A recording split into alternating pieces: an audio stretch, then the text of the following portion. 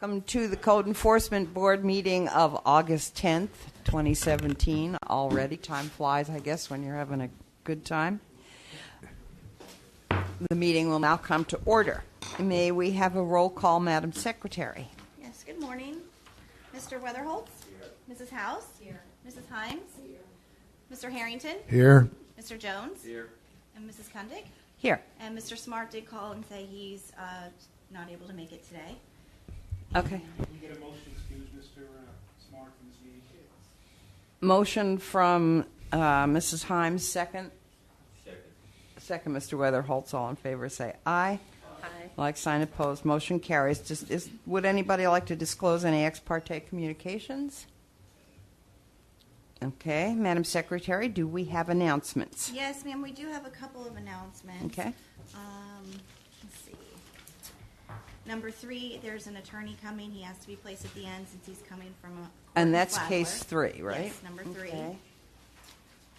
That's the guy I'm talking Case number 9, CEB 0617-77 for 225.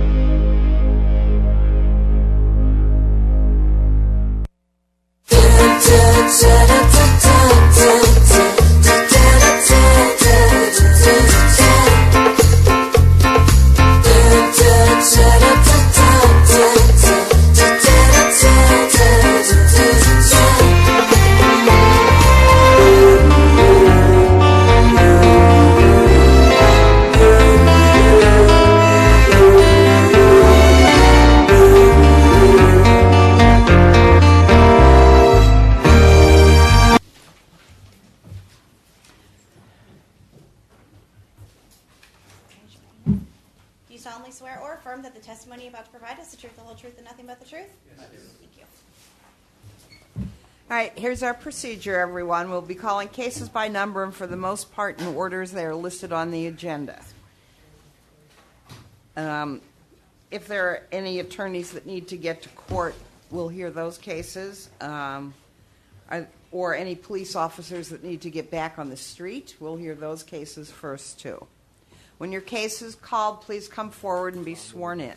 State your name and address for the record. If you are not the owner of the property, please state your relationship to the owner. Our proceedings are recorded, so please speak directly into the microphone. The board will hear from code officers first, and then you'll be given the opportunity to respond. Please direct all responses to the board. Witnesses may testify following the same procedures. If this meeting gets particularly long, we will take a break at 11 o'clock. We're going to try and move through it quickly, but there are a lot of cases. We'll take a break at 11 o'clock, and then if any of you that are out here that have cases need to be heard, you can come forward and we'll get your cases heard so you can get out of here. All right, so, Ma'am, Mr. Jones. Thank you. I realize that the attorneys here representing people, but also if they're people, citizens here, Right. they need to be able to Right, so come what, first. right, they will be called. We'll go through as many cases as we can, as quickly as we can, and then we'll take a break, and if there are people still left, then they can come forward and we'll take those cases. All right, we can just start with our lien review. Case number CEB 10-05-492 at 611 Aberdeen Street, Dorothy J. Day Life Estate. Good morning. This is Mr. Arthur Huggins, and he is an attorney and is a city attorney, and he is taking Mr. Jackson's place today. Mr. Jackson's unable to be here. Good morning. Good morning, Board. Good morning, Madam Chairwoman. The subject property has order imposing lien of $15,022, and staff recommendation is for a $500 fine.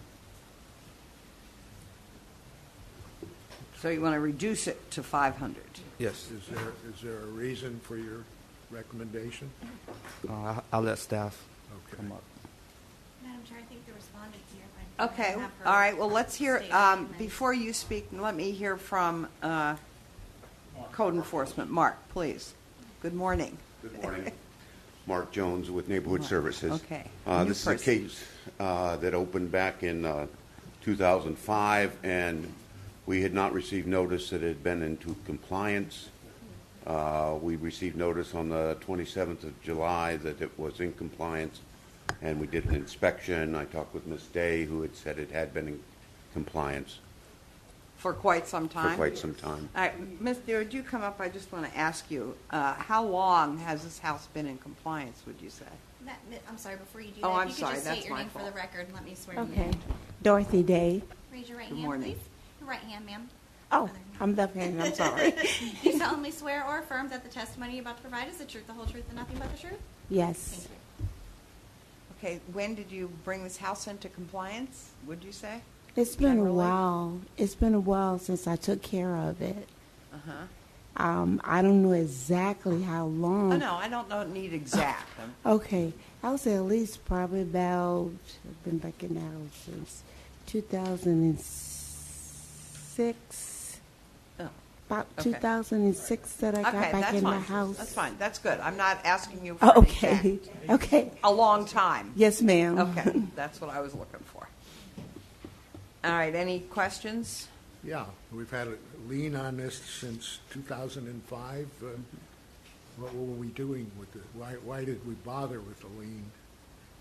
Just to leave it sit there for 12 years? Nobody here can answer that because they're not involved, but I think that's Can utterly you ridiculous. tell us why you didn't realize you had a lien on this house? My daughter, I let her live in my house for a while, Uh-huh. and I was not aware that I had a lien against the house.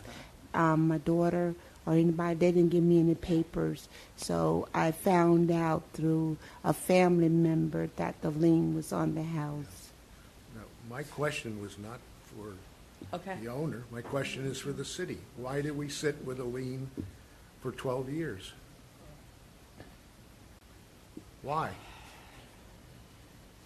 Would anyone, who can answer that? Well, we've got 14 people from the city here, and no one can answer a question. I think this is utterly ridiculous. This is up to the city attorney, I believe. Raise your hand and come down. And do we have more of these things from 2005?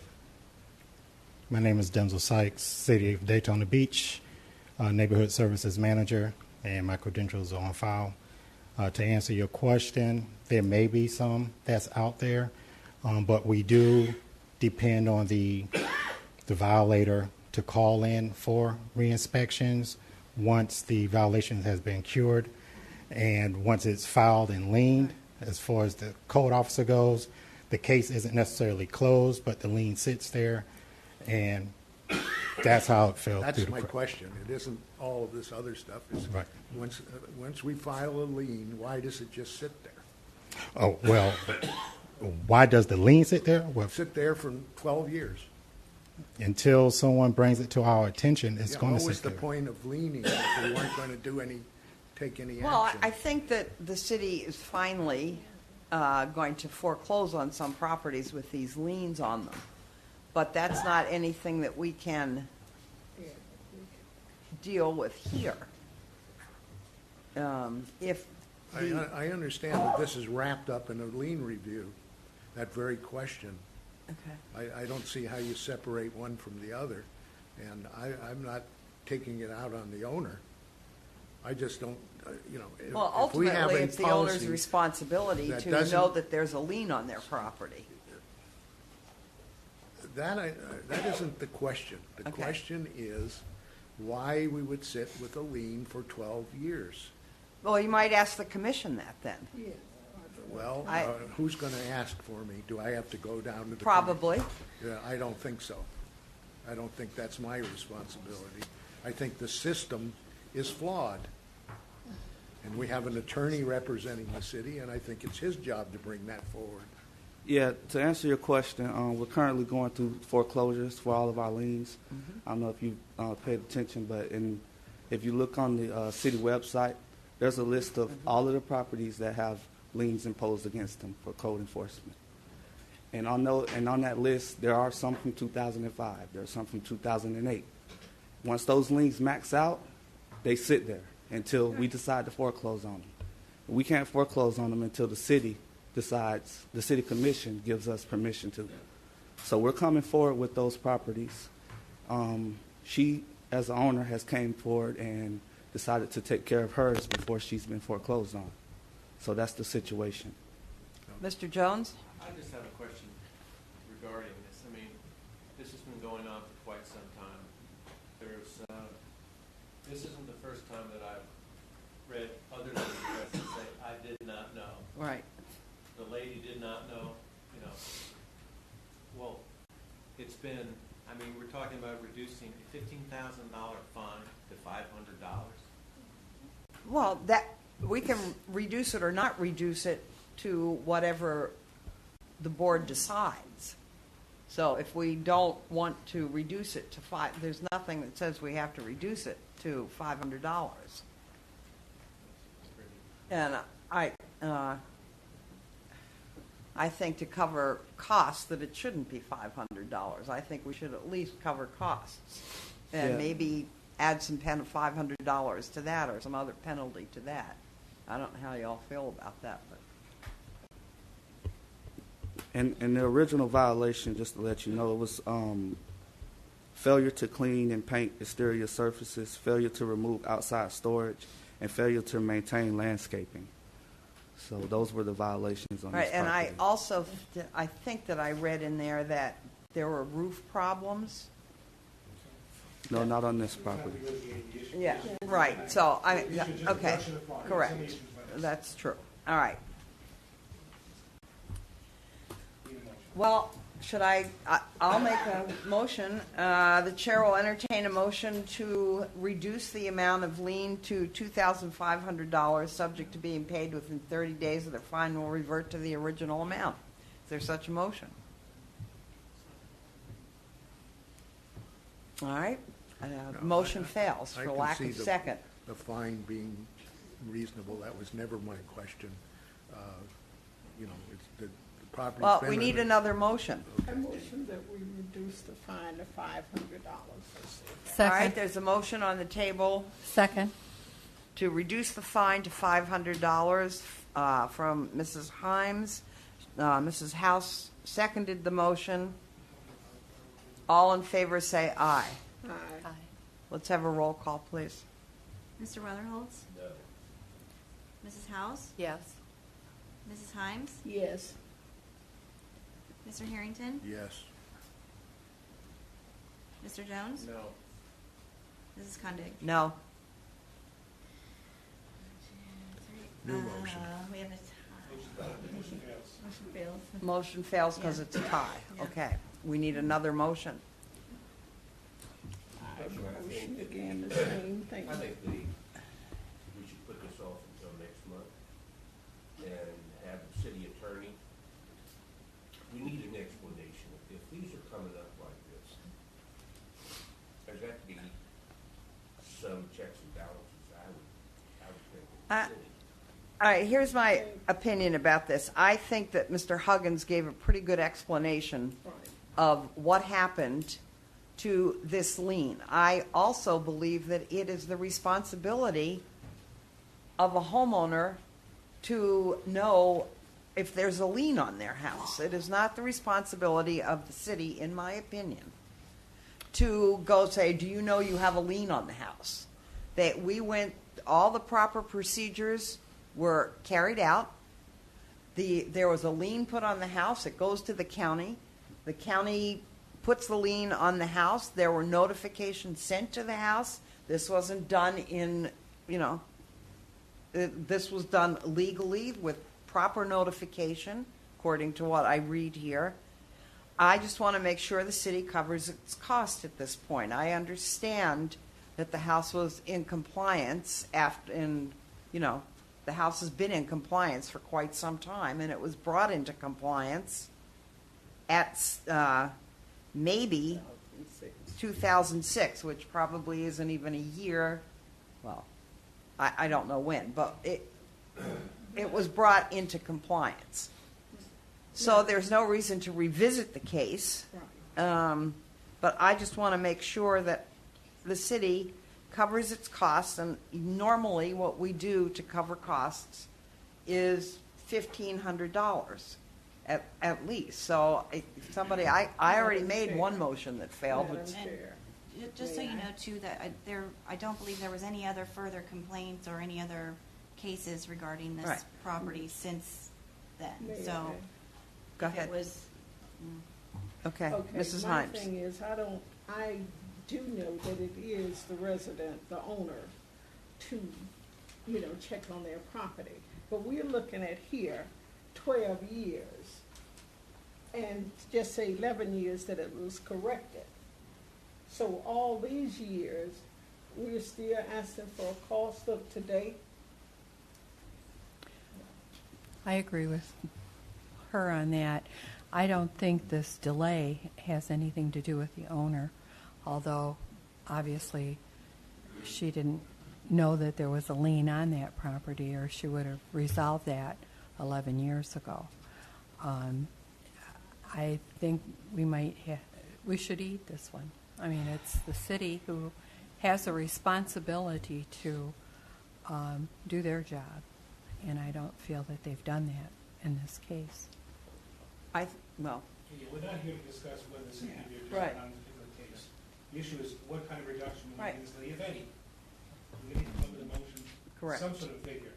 We know there's at least $500 in costs, maybe more. We don't have any extraordinary costs in this case, as far as we know of. it No. would- yeah, it was very.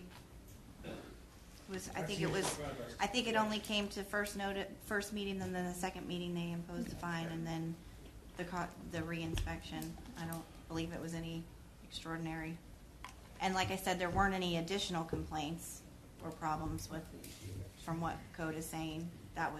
Which would have probably triggered more action if it was a problem property.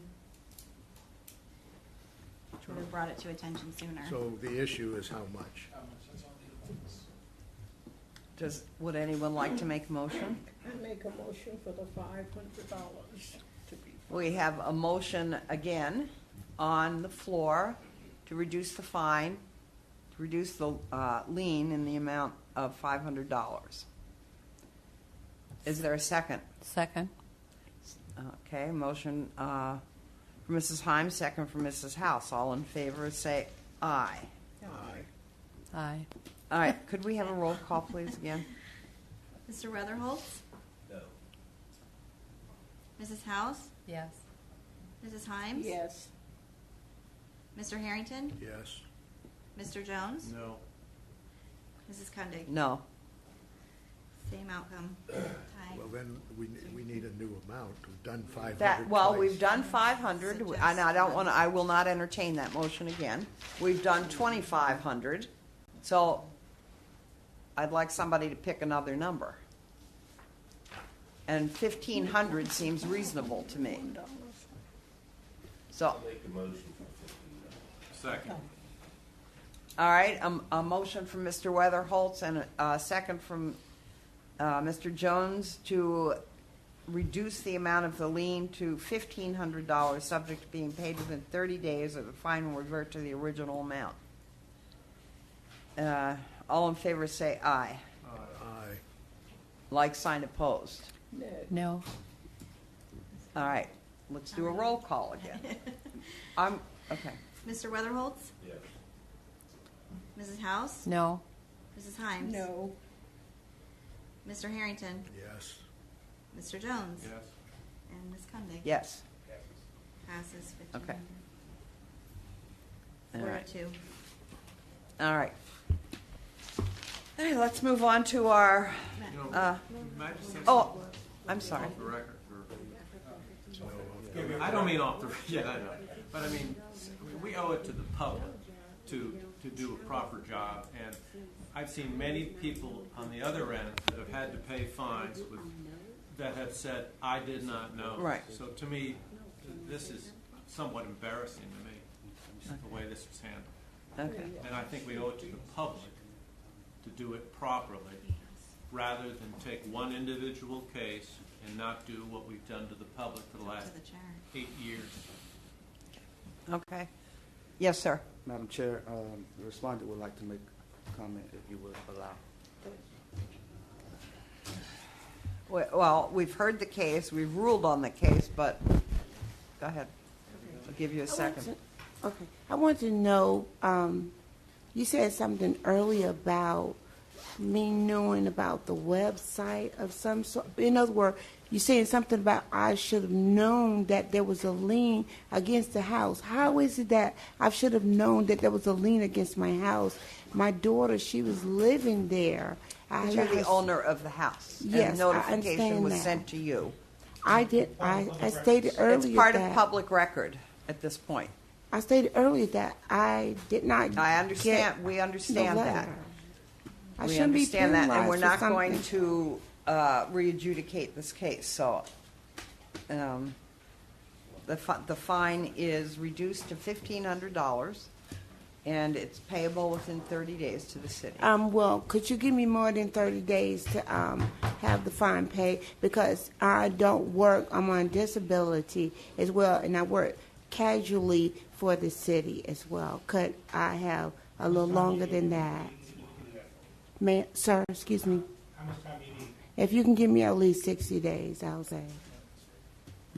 Your motion, one way or the other. Motion that we give her the 60 days. Second. Motion from Mrs. Himes, second from Mr. Harrington. All in favor say aye. Aye. Like sign opposed. Motion carries. 60 Okay. days. Thank you. Please, yeah, you can get with Amy, and she'll tell you how to do that. All right. So I should wait around? No. You'll receive everything in the mail. All right, we're going to move on to our hearing of cases. Case number 1, CEB 1115-58, Daytona Beach Club Condo Association. Respondent present, 800 North Atlantic.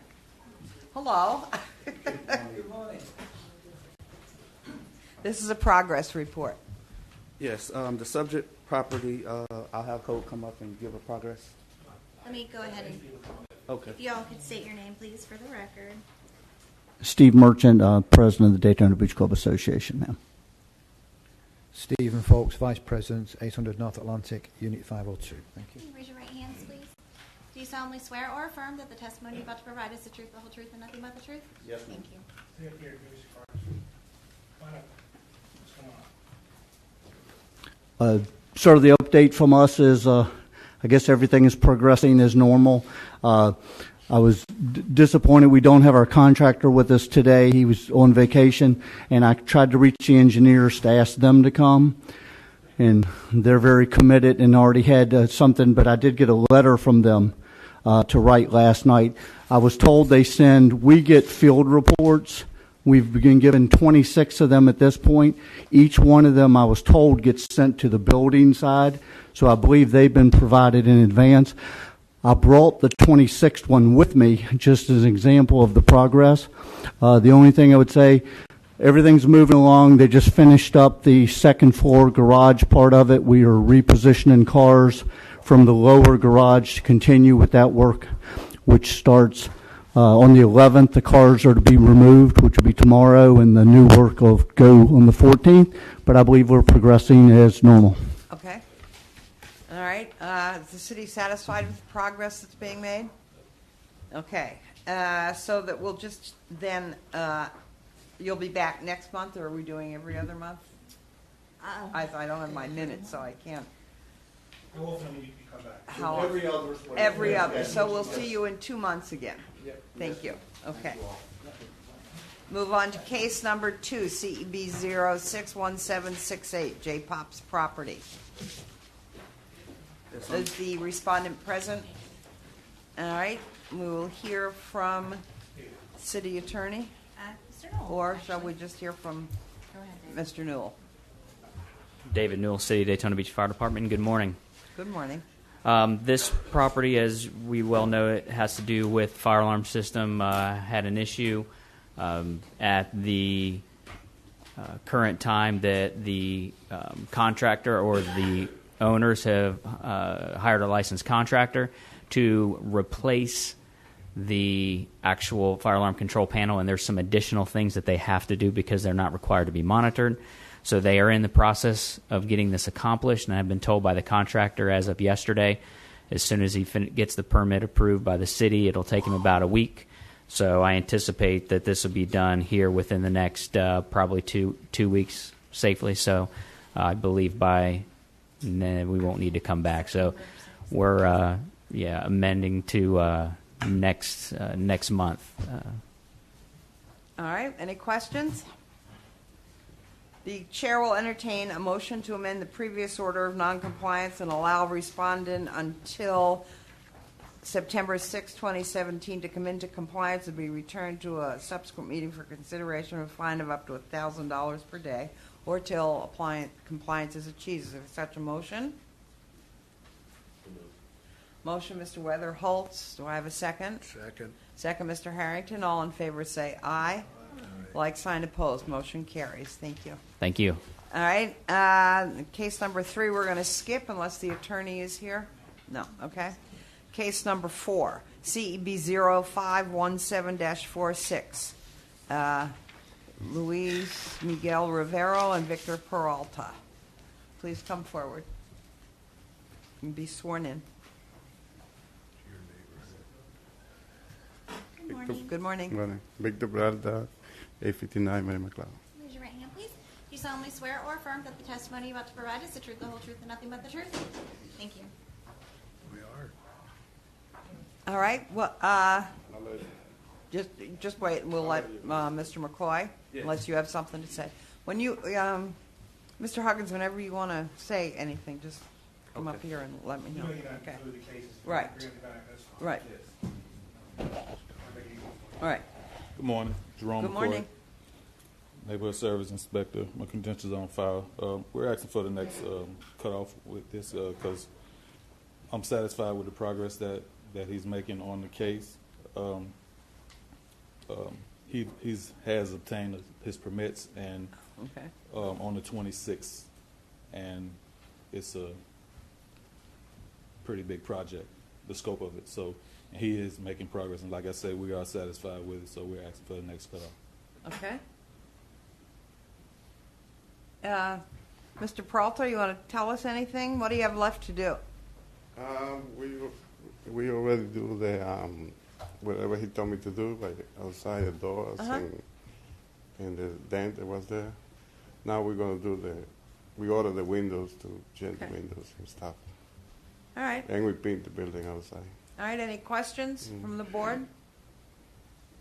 All right, Chair will entertain a motion to amend the previous order of noncompliance and allow respondent until September 6, 2017 to come into compliance or be returned to a subsequent meeting for consideration of a fine of up to $1,000 per day. Is there such a motion? So Motion, Mr. Himes, second, Mr. Weatherholtz. All in favor say aye. Did I do it again? Any opposed? Any opposed? Motion carries. All right. Case number 5, CEB. Thank you, sir. CEB 041715 Norm Riley, site at 340 Taylor. Last month, Kelly Riley was here. Is anyone here for the case? All right. Mr. Fitzgerald, what would you like to tell us? Good morning. Good morning. Mike Fitzgerald. My credentials are on file with the city. With this case, you can see the before pictures. You'll see the after pictures. They have cleaned up. They are doing some work. The person still lives in there. I did speak with the owner yesterday, and they said that they went to the courthouse and filed the paperwork to have the judge have him removed, eviction. Right. We haven't seen that paperwork, so I'm not sure. Oh, okay. Well, this was done, he was supposed to be evicted from my notes on July 5th. Right, they had signed an agreement for him to be out, and he signed That it. was just an agreement. That wasn't, he hadn't gone to court? It was a mediation settlement agreement. A mediation, So but that a was court approved- that was mediation. approved by And he order. just hasn't left yet? He hasn't left. He's violating the order, essentially. That'll be a month then, 100 days. Let's go back to the court and ask the court. Right. For a month, the eviction. Okay, so she Well- said she did that yesterday. We haven't seen that paperwork yet in the case. But they have been making from this to what it's been going on.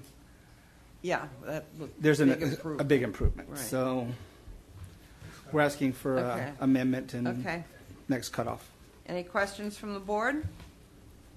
The chair will entertain a motion to amend the previous order of noncompliance and allow respondent until September 6, 2017 to come into compliance and be returned to a subsequent meeting for consideration of a fine of up to $1,000 per day until compliance is achieved. Is there such a motion? So moved. Second. Motion, Mrs. House. Second, Mrs. Himes. All in favor say aye. Like sign opposed. Motion carries. All right. Case number 6, CEB 04-17-21, MHP Daytona Air at 1018 Cozy Circle. All right. Are you Mr. McCann? Yes, ma'am. Okay. Come forward, be Jerry sworn in. McCann. Thank you. I live at 1017 June Terrace. Do you solemnly swear or affirm that the testimony you're about to provide is the truth, the whole truth, and nothing but the truth? Yes. Thank you. Okay, Mr. Stenson. Well, and then we'll give you a chance, Mr. McCann. Good morning. John Stinson, Code Inspector with the City. Qualifications are on file. I haven't spoken with this gentleman since Jerry since the last hearing. Actually, he was not present at the last hearing. Right. Yes, he was. I'm sorry. And Mr. Wrong Hopkins property. was okay, here. Wrong property. Wrong property. Simmer down. Okay. At any rate, this property has improved. He has closed up the holes, fixed all the walls. The property appraiser is still showing in the deceased person's name. However, the dilapidated shed has been removed as well.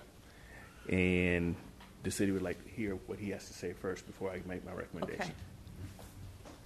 Well, like Good you said, morning. we have not took personal belonging of the property yet. But all I have left it really is a hole in the roof, and I've got a roofer coming Saturday to fix that.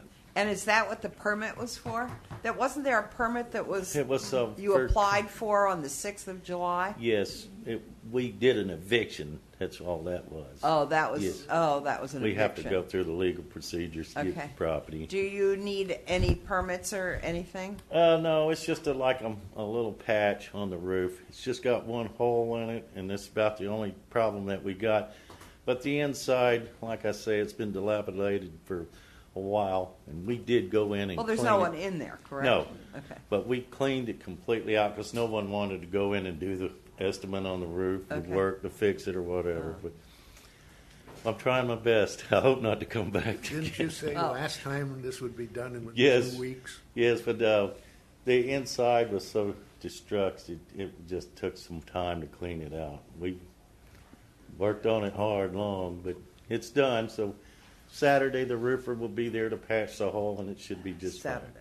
So this will be absolutely done? the Yes, next time we sir. see you? Yeah, absolutely done. Yes, All right. yes, yes. Okay. Mr. Stenson, what's your recommendation? We don't have any problem amending to the next cutoff. All right. Okay. Chair will entertain a motion to amend the previous order of noncompliance and allow respondent until September 6, 2017 to come into compliance and be returned to a subsequent meeting for consideration of a fine of up to $1,000 per day until compliance is achieved. Such a motion? Move. Second. Motion, Mr. Weatherholt. Second, Mrs. Himes. All in favor say aye. Aye. Like sign opposed. Motion carries. Thank you. All right, case number 7, CEB 0717-79, John B. Clark at 726 Rawlings. Mr. Clark, are you here? Okay. He was here last time. All right, Mr. Stenson, what can you tell us? Good morning, John Stinson, Code Inspector with the City. Qualifications are on file. I'd like to amend this case to the September cutoff. for the simple reason that the building inspector has advised me that Mr. Clark has been down there to speak with him, and they are already in discussions of what he does and does not need his permits for. He's allowing him to paint and do some cosmetic things, but he is working with the city, and we'd like to amend it to the next cutoff. Well, that's what we want. Was there not there was a stop work order issued on this property? Yes, ma'am. Okay. Mm-hmm. But, so right now he's been down to He's been downstairs permits, to and permits he and knows what licensing. he needs to do. Has he applied for any permits? He's applied, and he's working with Inspector Roberts. Okay. So next month? Yes, ma'am. Any questions from the board? Okay. Chair will entertain a motion to amend the previous order of noncompliance, allow respondent until September 6, 2017 to come into compliance and be returned to the subsequent meeting for consideration of a fine of up to $1,000 per day or until compliance is achieved. Such a motion? So moved. Motion, Mrs. Himes. Second. Second, Mrs. House. All in favor say aye. Aye. Like sign opposed. Motion carries. We are now on case number 8, CEB 06-17-71.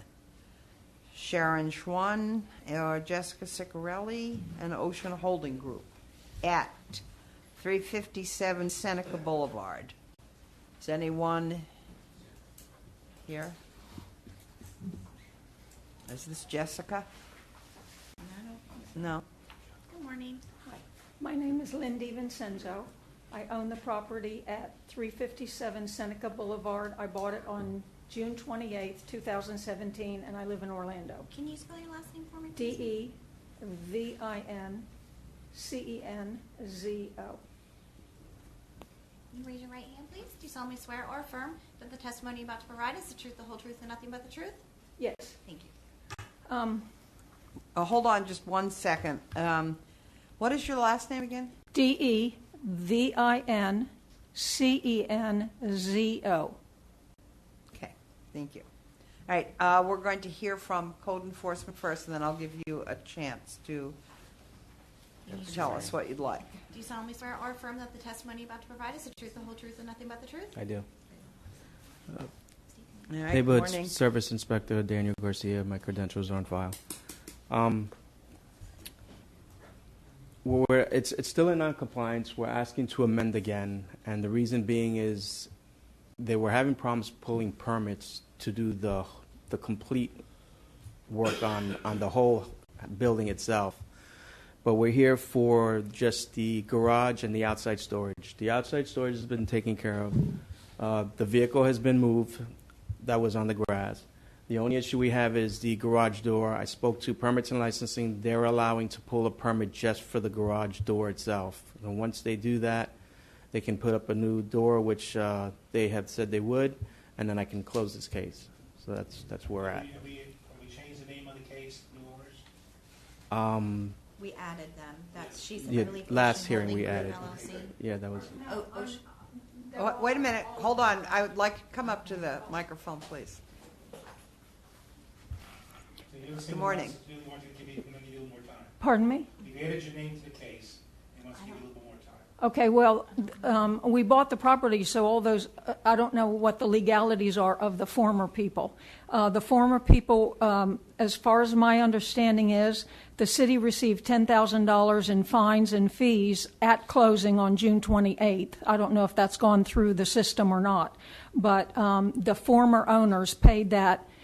You can thank my property manager for twisting their arm on that one. Also, I forgot to print out my permit application, which has been completed since June 28th. All my guys are licensed. They are all on file in DeLand, and they were all ready to go to work on July 1st. If I may, I wrote out my comments because I am so upset that I don't want to lose it. Please forgive me for reading this, but it's the only way. The problem is what happens in this situation is that once we found them already in violation. So Exactly. we litigate the issue again. The question, you're a new owner. Yes. You have an opportunity now if you want to take yourself, if you want to resolve the problem, take advantage of it. Yes. We just need to clarify, though. I think the deed that we said Ocean Holding Group LLC. Is that you? No, that was I don't know who that was is. the former owner? Ocean Oh, you Holding? know what? That was a wholesaler probably. I bought it from a wholesaler. And Okay, so there should be a new deed. last month, Jessica Ciccarelli was here. No. No? Representing Ocean Holding, no? She's in a nursing home. She's the one that got clearance to. Who's Sharon? Her daughter. Okay.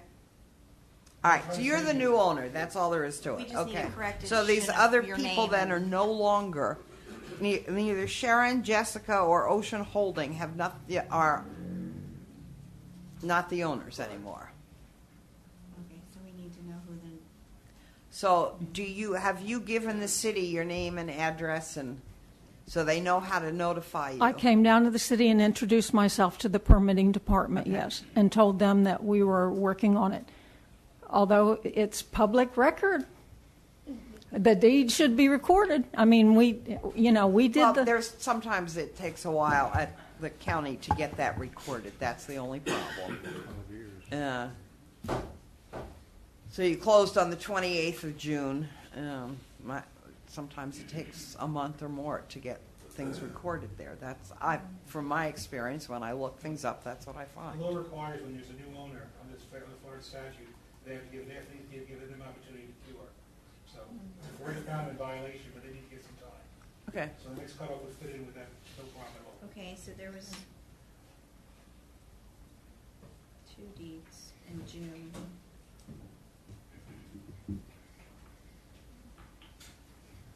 I see her now. Okay. Catherine DiVincenzo and Ira Newview. No, Newview IRA is the administrator of my Newview husband's IRA. IRA, Okay. which has half interest. So the issue is next cutoff? Yeah, that's it. Yeah, next cutoff. All right. So we're going to allow you, because you are getting your permits and everything's going smoothly in that direction, till next month to get the problems corrected, to get the garage, which is the only issue. I Correct. have a copy of the Okay. contract That's with fine. the garage door people. We're fine. We're Okay. fine. May I make my comments? No. The case has already been decided, ma'am. No, it hasn't, but Yes, it has. We've already been found in compliance. Non-compliance. I'm not trying to be mean. I'm saying. Well, they've you already are found being some- mean. No, go ahead. They've already found our non-compliance. You guys want to hear it, that's fine. we don't need to hear it because we're giving you till next month to fix it anyway. So thank you. I think we And need we a- need a motion. A motion to The correct. chair will entertain a We've motion. heard the case. All right, I'm going to state a motion, and I'm looking for someone to make it. Chair will entertain a motion to amend the previous order of noncompliance and allow respondent until September 6, 2017, to come into compliance or return to the board for consideration of a fine of up to $1,000 per day until compliance is achieved. Is there such a motion?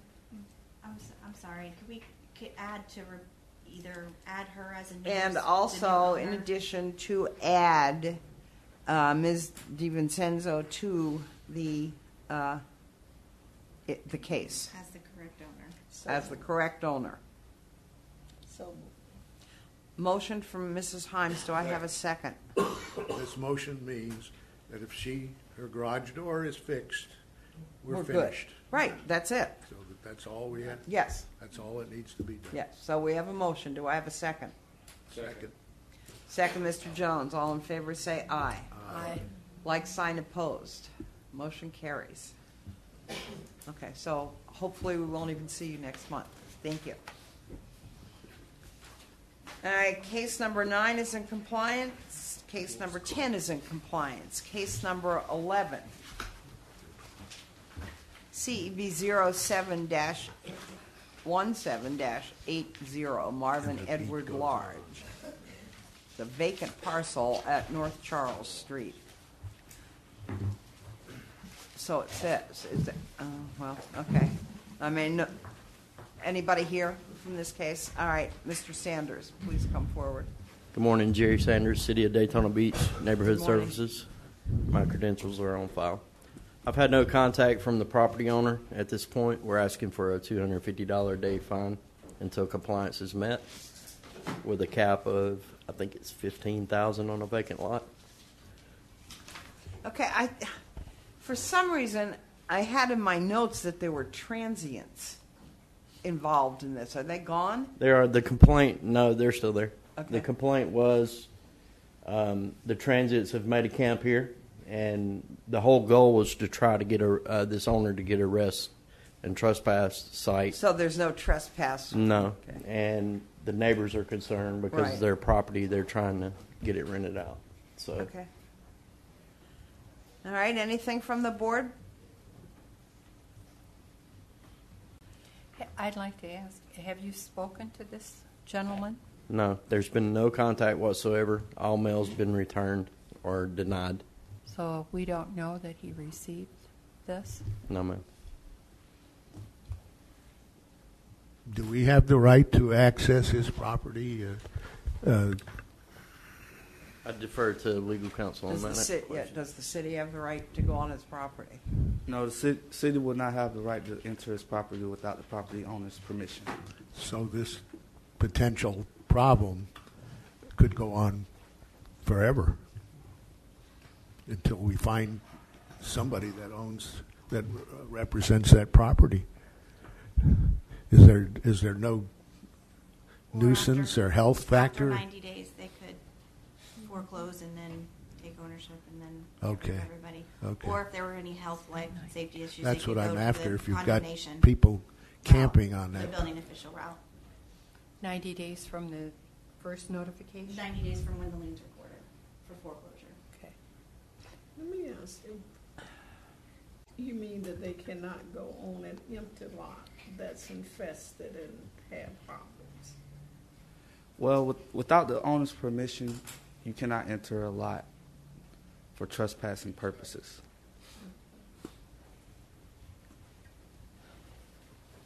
Then okay. So if they're camps set up on lots, unless the owner complains, suppose a neighbor complains, you can't go on the lot. Police can't go on the lot unless. There's a code protocol. There's a crime occurring, it could go on the lot. Right. It will go on the lot. But in code, in the normal course of duties, can't go on the lot. Okay. Yeah. Okay. So it's more of a police issue if that happens. All right. So what are we asking for?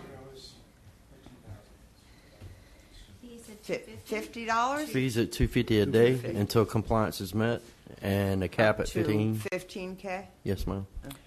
Are you going to notify the police that people are trespassing I will. on this I will property? speak with our representative, and it's been an ongoing police issue anyway.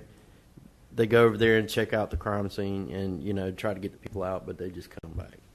Officer Jesmer, you have anything you'd like to add? The simple fact that unless and when we can get hold of the owner to sign it up on our trespass list, there's not much we can do unless there is an active crime that happens there. Okay. Okay. All right. The chair will entertain is there any other questions from the board?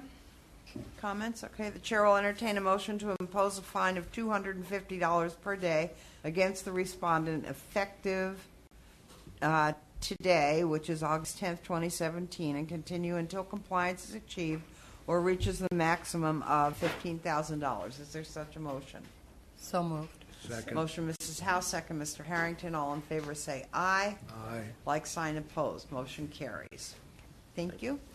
All right, case number 12, CEB 07-17-81, Beach Apartments. Is there anyone here?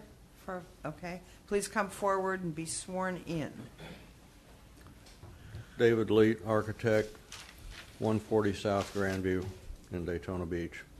Do you solemnly swear or affirm that the testimony you're about to provide is the truth, the whole truth, and nothing but the truth? I do. Thank you. And you have permission from the owner to speak Yes. today? Okay. He's on his way with his son to Paris Island right now. Oh. That's why he's not here. Okay. All right, Mr. Sanders, what can you tell us? This is a progress report I spoke with Mr. Lee, and he's provided new drawings for the property, and they're going into the next phase, and I will let him present the next phase and what they're doing with the property. Yeah, because this is a progress report. at Yes, any ma'am. rate, So, okay. Yes, ma'am. All right. Okay, we have gotten a survey, current up-to-date survey. We've done a complete as-built of the entire building. We're going into working drawings now for the permit drawings.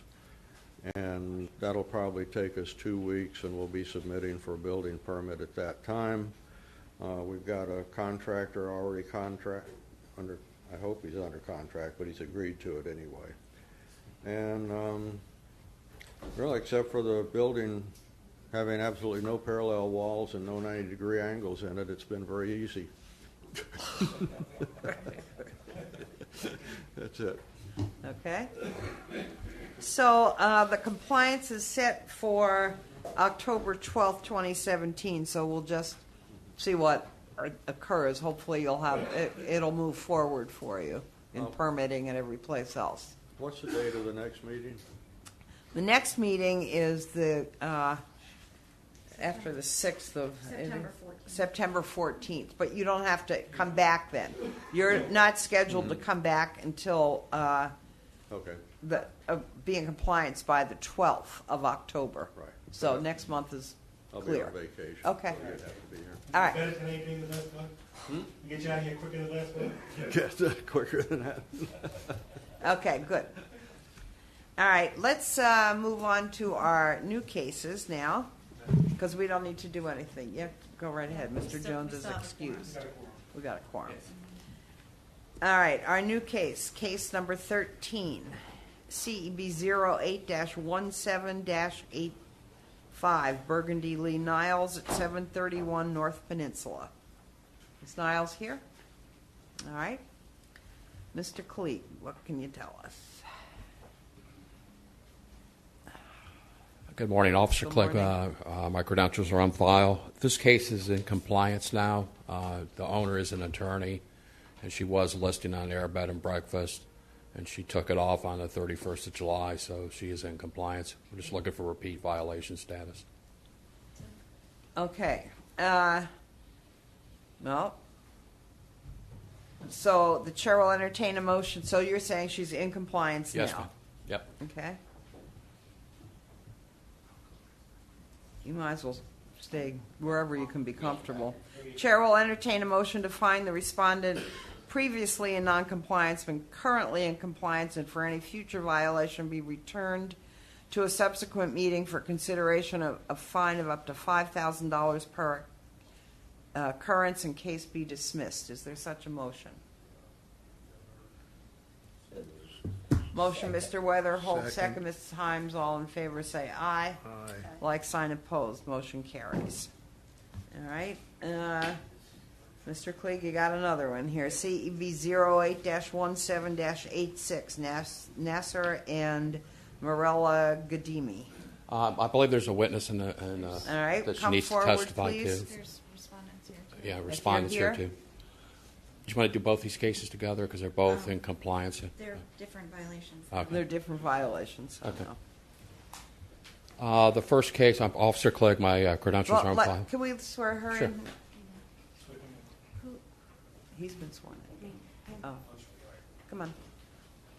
Thank you. Tammy Leggett. Tammy who? Leggett.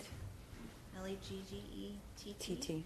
Raise your right hand, please, ma'am. Do you solemnly swear or affirm that the testimony you're about to provide is the truth, the whole truth, and nothing but the truth? Yes, ma'am. Okay, and you are the witness? Witness, okay.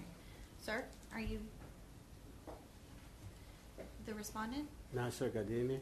Okay. Can you raise your right hand, please, sir? Do you solemnly swear or affirm that the testimony you're about to provide is the truth, the whole truth, and nothing but the truth? Yes. Thank you. Okay. All right, Mr. Klieg, what can you tell us? This is a complaint-driven case, both these two cases. Ms. Tammy here observed the parking on the grass numerous times. There was outside storage. The violation was issued, and outside storage issue, and along with the parking on the grass came into compliance. But like I said, she would like to testify about the violations of parking on the grass occurred at nighttime. I think Cliff will show you some pictures here shortly. That it was a continuous problem at nighttime parking on the grass, so I never observed it, but she did. So I think that's it, Cliff. All right. Ms. Lake, what would you like to say? This property, something needs to be done immediately. It is a constant parade of drug users, drug dealers, and drug purchasers. I have hundreds of hours of video of drug deal after drug deal after drug deal after drug deal. I have hundreds of hours of video of them buying and selling. She's prostituting over there. They've spoken to him numerous times. He will not evict. It's one apartment. The other apartments are wonderful. Not a peep from them. They're quiet. There's not one apartment in that 5-unit. Do you live on this property? I live across the street, and they're parking not only in his place, they're coming across the street to me with my children. Have you turned over all this criminal evidence to Yes, the police? sir. I have pictures of needles on the ground over there. I have pictures of... these are the people that have been arrested from that property. There are 13 arrests from his from one apartment. She's subleasing this unit for $100 a month to anybody that wants to stay there.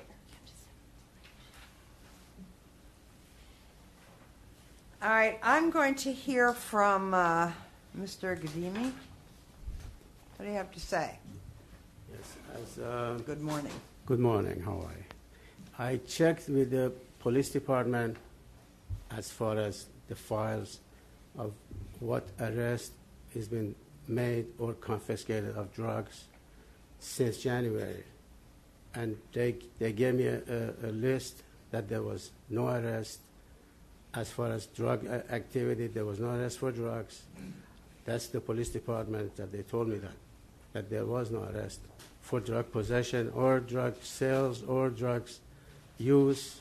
So it was just a harassment that I had to go through all this time from our neighbor across the street, mainly because we never had any problem, basically, because we've been there for about 30 years.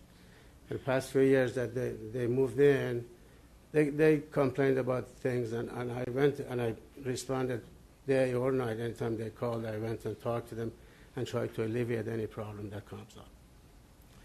It came one time that her husband called me, and I went over there to see what's going on, and he started cursing me out, and he's like younger than my kid, and it really didn't seem like a right thing to do.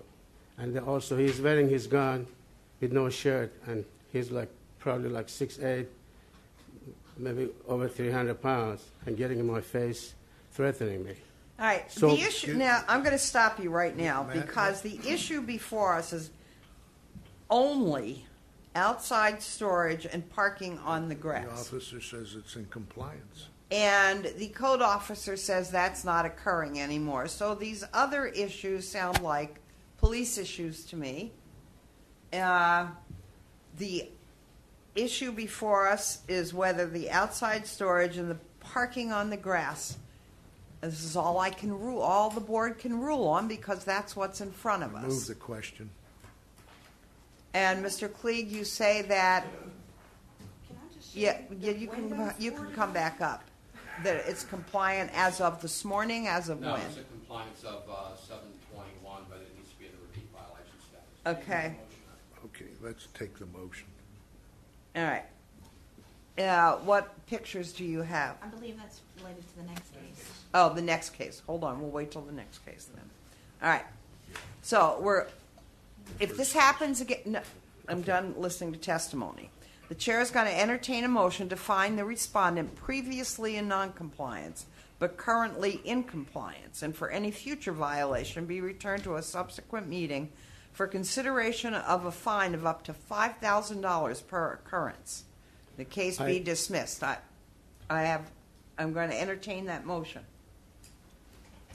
Is there such a motion? So moved. All right, motion Mr. Harrington, second Mr. Jones. All in favor say aye. Aye. Like sign opposed. Motion carries. Okay, now we're going to move on to the next case. Do we need to re-swear in or no? Okay, so Mr. Klieg, this is only missing or torn insect screens. That's all this board is ruling on. Officer, collect my credentials on file. Yeah, this is the same property. Twice he was violated, and he's in compliance twice for the torn screens, and I just don't want to go back out there again. So they need to repeat violation status for this. A repeat violation for this as well. Yes, ma'am. All right. What would you like to tell us about that? Did you fix the screens? Yes, ma'am. All the screens are fixed. All the screens are fixed. At no time I was non-compliant. Every time that I was mentioned, I complied and I fixed everything that was Okay. asked for. At no point I was non-compliant. Okay. Well. And to that apartment that they're complaining about, I was contacted by the police department, and Officer Toledo, and wanted to meet with me and talk about it. And she mentioned to me that, I told her that I've been to the police department. There has been no arrest made here. And she explained to me that there's been other people that are not the lady that lives there, but they're in contact with her, and they're unsavory people. So for that reason, I already broke the lease with that lady and gave her the notice. So what, she will be moving out? To move on. Okay. Yeah, because Perfect. of what I heard from the police officer. There is at no point that, against, doing anything illegal. I always have to follow the law and follow the rule, and I always Okay. will. All right, good. Thank you. Yes, ma'am. All right. Officer Jesmer, is there something that you'd like to tell us? I believe you just covered it. Okay. I know he had a meeting with Officer Toledo and the Pop Sergeant. Right. And there has been one arrest at the property and numerous arrests coming from the property, foot traffic. So Okay. he is aware of it. Okay, thank you. All right, Ms. Leggett, do you want to say anything? If the screens are in compliance, then why are the windows boarded up? This was taken yesterday.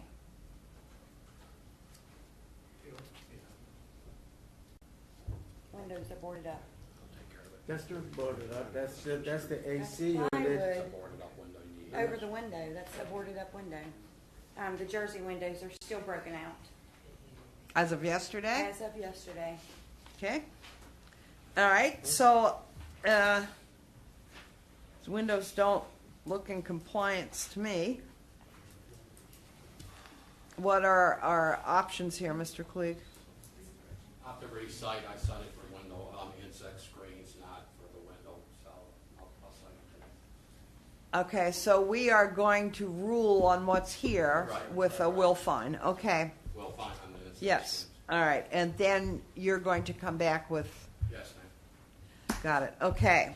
Chair will entertain a motion to find the respondent previously in noncompliance but currently in compliance, or for any future violation be returned to a subsequent meeting for consideration of fine of up to $5,000 per occurrence, in case be dismissed.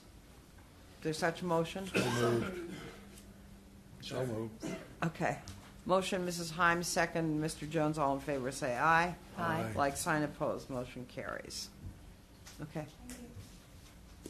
That's it. So we've taken care of 14 and 15. Move on to 16. CEB 08-17-89, Randy Richardson, Johnny Richardson. Respondents present? Mr. No? All right, Mr. Garcia, what would you like to tell us? Neighborhoods Inspector Garcia, my credentials on file. The owner had left. He had to go to work, but he understands the situation. This is a property in Fairway Estates off of Gulfview that it's an ongoing. It's in compliance now, but it's an ongoing issue. And even when it comes right in compliance, it comes back out. He understands now what to do to take care of it. It's one of his daughters and someone else that visits, so he's going to be taking care of it. What we want to ask is for a finding of non-compliance, compliance, so that the next time we can get a fine on it. All right. The chair will entertain a motion to find respondent in non-compliance or respondent come into compliance by the next cutoff date, September 6, 2017, or be returned to the board for consideration of a fine of up to $1,000 per day. Is there such a motion? So moved. Motion, Mrs. House, second, Mr. Weatherholtz. All in favor say aye. Aye. Like sign opposed. Motion carries. All right. Case 17, CEB 08-17-90, Dylan P. Orloff and Christian Shearhouse. Respondents present? No, they're not. Okay. They have also the same situation.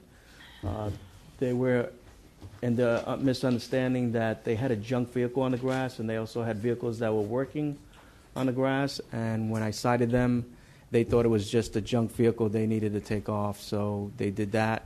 And then they reverted back to parking a vehicle that was working on the grass. And when I explained to them the situation, they are now in compliance. They're off the grass. They said they won't do it again. So what are we asking for? We're asking for a finding of non-compliance, compliance. So a will fine? Correct. Okay. Any board comments? Chair will entertain a motion to find respondent previously in non-compliance but currently in compliance for any future consideration be returned to a subsequent meeting for consideration of a fine of up to $5,000 per occurrence in case be dismissed. Is there such a motion? So moved. Motion, Mr. Harrington, second, Mr. Jones. All in favor say aye. Aye. Like sign opposed. Motion carries. Case number 18. All right, go ahead. We still have a quorum. We're good. Mrs. House has just stepped away for a minute. All right, case number CB 08-17-91, William and Myrna J. Henry. Respondents present? No. Okay. What can you tell us, Mr. Garcia? I spoke to him once briefly, and that was recently. Was the only time I spoke to him since he was cited. What he had stated was he was putting the house for sale, he was not repairing it, and he could not afford to repair it. So we're finding it now in non-compliance and next cutoff. So that, okay. Yeah, it's the siding on Yeah. all. It's from Yeah. hurricane damage. Right. Okay. Any comments from the board? It looks to me that's just fiberglass or siding. That's not a great expense to fix that. That's what it is, siding. Just all the sidings Siding, came yeah. off. There's a few of them on the property also. No one's living there? Yeah, he is. Oh, he's living. The owner's living.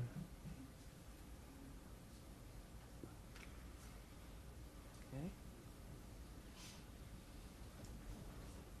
Any comments from the board? We're not going to fix that. All right, the chair will entertain a motion to find respondent in non-compliance or respondent come into compliance by the next cutoff date or be returned to the board for consideration of a fine of up to $1,000 per day. Is there such a motion? So moved. Second. Motion, Mr. Harrington, second, Mr. Jones. All in favor say aye. Aye. Like sign opposed. Motion carries. Case number 19. Thank you, Mr. Garcia. CEB 08-17-92 Nottingham Trust at 220 South Wild Olive.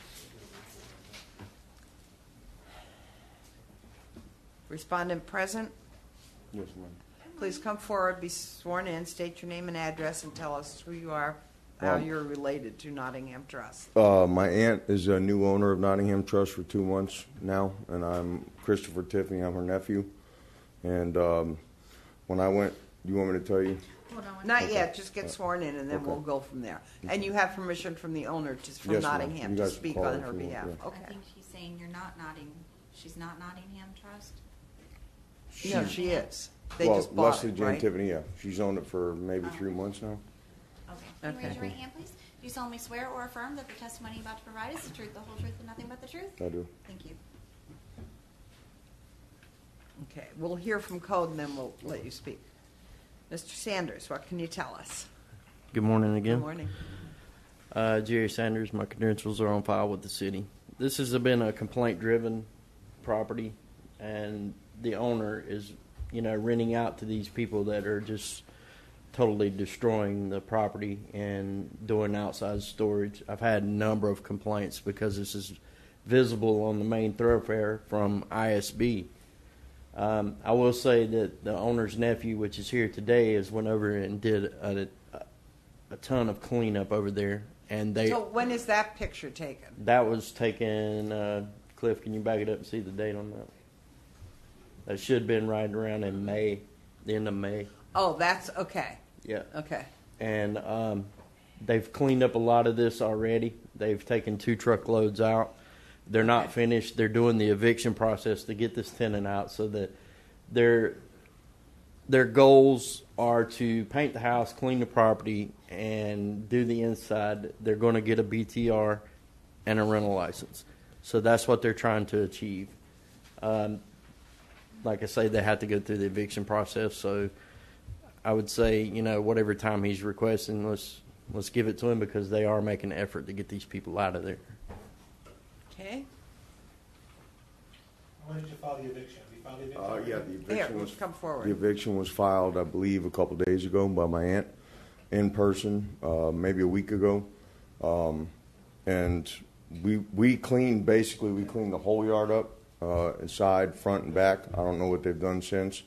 We worked for 7 hours loading 2 U-Haul trucks, and my aunt did not know that these people had problems with drugs, and we're suffering because of it, but we are following what we need to do and doing it, and it's not easy. Getting taunted by the addicts the whole time doing it, trying to make us leave. I stopped 2 bicycle police officers, and also other officers in a car drove by. I had to stop them. They're so bad they stole the phone off the bumper of the U-Haul truck. That's how bad it is. So, we're doing everything we can to get them out of there. It's a block from the beach. We want to make the property nice. We want to make it nice. That's what we did. Okay. My suggestion, maybe give them a little bit more time. You're going to get the eviction done by the cutoff date. Probably not. Next cutoff date after that. Officer Jesmer, would you like to add anything? Just a point of clarification, and are you aware that somebody's living in the garage? Is that Yes, person included yes. on the eviction? I Yes, just want to make sure. yes, Okay. they have a guy How many living in the people garage, are too. living in the apartment? Probably, my guess, 10, 12 In, in the house, and he's got power extension cords going from the front house drilled through the shed into the shed. no, this is not working. No, it's Okay. not working. I just wanted to make sure he was aware of Yeah, that. yeah. There's officers out there right now Right, yeah. at the moment. Yeah, good. Do you I want mean, an listen, issue? this is absurd. Well, What we- come what we're- up, come forward, make sure you speak into the mic. This is not what we wanted when we bought in Daytona. It's supposed to be an up and coming place, and all we're dealing with is drug addicts. So you inherited these tenants? Yes, we did. We bought the house with the tenants in it. Yes, Is ma'am. somebody paying rent? Huh? Is someone paying rent? No, they're not. No They're not rent paying at rent. No. Oh, so you've got several ways to get them out. I mean, Well, eviction they've for already been served. non-payment. I'm pretty sure. My aunt said they've been served already personally. Okay. Okay. By the She's county? flying in. She should be landing. Any minute. She's landing in Daytona. How long do you think it will take to get this property into compliance? 90 days. We'll have it tip top. But we have to get them out. The house is destroyed. There's stuff piled this high in the front room. That's all I could see. I mean, it's So ridiculous. it's This going to guy's take hoarding. some time. That's for sure. Yeah, it's definitely But, going to take time. yeah. we need you to move as quickly as possible. Okay. Well, I have the tenant's name, if you guys want that. No, Okay. it won't Okay. help us. All right. As long as you have. We've already filed with police. We've called police. We've asked Right, for help. okay, I mean, there's okay, nothing else fine, we can do. Okay. All right, Mr. Sanders, is there more that you wanted to? Yes, I would just like to make a recommendation Okay, go that ahead. we do a progress report next That's month. what I'm thinking, too. And if it falls back, then we can go forward. But, Right. these owners are really trying. I Right. spoke with his aunt about an hour yesterday on the phone, and they're trying Okay. to get this taken care Okay, of. good. Any comments from the board? I think we should just work with him as best we possibly can to help Yeah, get because out he's of the situation. right. Yeah, because he's doing what he needs to do, which is what we like to A see. little more than I need to do. Well, not more than you wanted to do, I'm sure. Okay. All right. The chair will entertain a motion to find the respondent in noncompliance and order a progress report at the next meeting. And maybe that's all we need to. And continue the determination of a compelling state at that time? And we'll determine a compliance date at the next meeting. Okay, so I have to come, now every Come. time, I Go have to ahead. come back in a month, you're saying? Yes, at the next 'cause meeting. I drive from West Palm Beach. I drove up here to get the trash out of the property. It's almost a 3-hour drive. But, okay, I'll be here. Well, maybe, can we give a little more time so he doesn't have to come back in 1 month? Or authorize a written progress? I don't know. We could authorize a written progress report if you reported to Mr. Sanders. That's fine. Through Mr. Sanders, That's fine. in writing. Yes, ma'am. Okay. All right, so the motion's going to be to find the respondent in noncompliance and order a written progress report at the next meeting. And, let's see. Continue and- the determination of it. And at that meeting, we will determine a compliance date. Is there such a motion? So moved. Mr. Jones made the motion. Is there a second? Second, Mr. Weatherholtz. All in favor say aye. Aye. Like sign opposed. Motion carries. Okay. Get all the work done. Just stay in touch with your code officer, please. All right. Okay. Case number 20, CEB 0817-93, Michael R. Miller. Respondent present. All right. Mr. Stenson, good morning again. Good morning again. John Stinson, Code Inspector with the City. Qualifications are on file. I've had no contact with this property owner. He has signed for all the certified mail. The condition of the property has not changed. It's actually gotten worse as far as the overgrowth. But we're asking for non-compliance next cutoff. Okay. Any questions? Chair will entertain a motion to find respondent in noncompliance and or respondent to come into compliance by the next cutoff date or be returned to the board for consideration of a fine of up to $1,000 per day. Such a motion? So moved. Motion, Mr. Harrington, second, Mr. Weatherholtz. All in favor say aye. Aye. Like sign opposed. Motion carries. 20. Yeah, we're getting there. Case number 21 is in compliance. Case number 22, CEB 08-17-95, Paul Protentis at 528 Fairmount Road. Is the respondent present? Okay. Good morning again. Good I have morning. had no contact with this property owner. I've had to post the property. Hasn't answered any of the certified mail. This began as a tenant complaint. The condition has not changed, and it's in non-compliance. Next Is there cutoff, anyone please. living in there? There is. It was a tenant complaint. Wow. Let me see. Lack of smoke detectors, damaged interior surfaces, damaged windows, damaged doors. Is this place livable? It is. It's Okay. it's an old house, and it needs a lot of attention, but it is Okay. livable. Okay. Any questions for Mr. Stenson? Any comments? All right, Chair will entertain a motion to find respondent in noncompliance or respondent to commit to compliance by the next cutoff date, September 6, 2017, or be returned to the board for consideration of a fine of up to $1,000 per day. Is there such a motion? So moved. Motion, Mrs. House. Is there a second? Second. Second, Mrs. Himes. All in favor say aye. Aye. Like sign opposed. Motion carries. Case number 23, CEB 08-17-96, Scott Edwin Summers at 404 McGee Street. Outside storage and off-street parking. What can you tell us? Oh, he is here. Yeah. All right. Just step forward and be sworn in. Good morning. Good morning. Can you state your name, please? Scott Edwin Summers.